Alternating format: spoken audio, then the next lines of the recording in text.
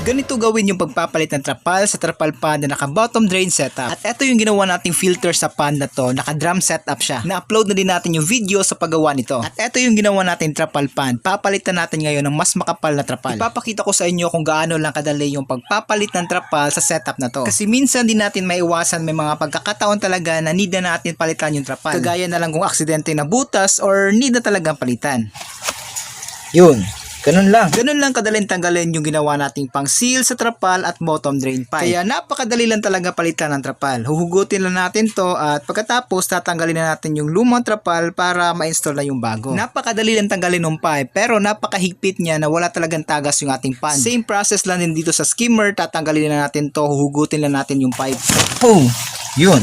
Ganun lang kadali. Pagkatapos tatanggalin na natin tong trapal. At tip lang kahabi kung gagayahin nyo to, huwag kayong gagamit ng sakulin or yung ganitong klaseng trapal pag ganito kalalim yung pan na gagawin nyo. Kailangan talagang lagyan ng marine plywood yung wall ng frame kasi di kakayanin ng trapal yung pressure ng tubig. Bubuka at magli-leak siya. Pero pag naka-wall naman yung pan ay okay lang. Pero kung pangmatagalan talaga yung gusto nyong gamit para makaiwas na rin sa hassle ng papalit-palit ng trapal, gumamit na lang kayo ng rubberized na trapal or yung mga pan liner para mas matibay. At pagkatapos nating mailatag yung pinalit natin na trapal, ngayon i-install naman natin tong para sa bottom drain at sa skimmer. Kung napanood nyo na yung pag-install natin sa dating trapal, ganun lang din yung gagawin. Gugupitin na natin yung trapal na parang cross or yung parang naghihiwa tayo ng cake or pizza.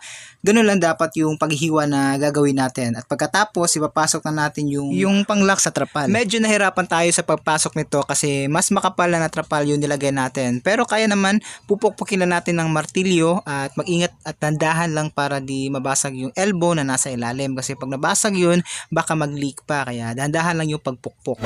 Ayan, tapos ko na pong gawin itong bottom drain natin. Ayan.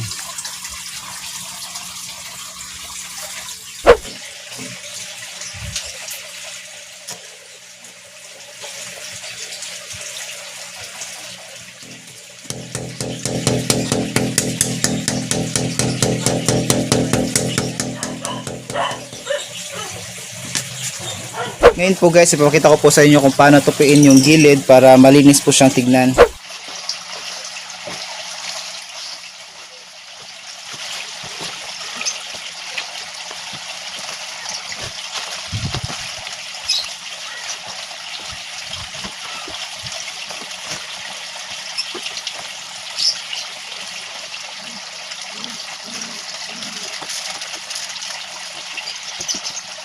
Ayan po guys, ganyan ko lang po tinutupi yung gilid ng trapal natin or ng pan natin para malinis po siyang tignan.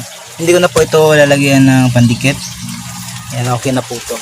Bago ko po ito i-secure, lalagyan po muna natin ng tubig para malinis na po natin yung trapal para mawala yung amoy ng rubber niya or ng plastic. Bago natin gamitin yung trapal, mas mabuting banlian or hugasan ito bago lagyan ng tubig para matanggal yung mga amoy ng trapal at mga possible na chemical na nasa trapal para safe yung mga isda. At ngayon, pupunuin na natin ito ng tubig para makapag-swimming na para ma-cycle pala yung tubig.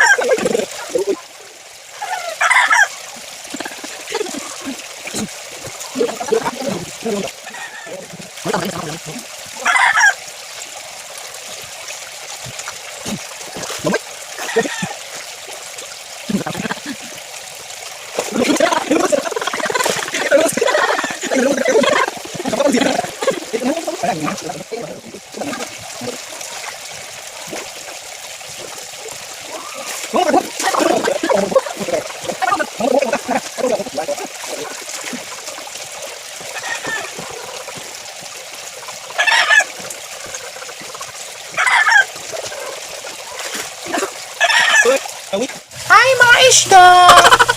Hello!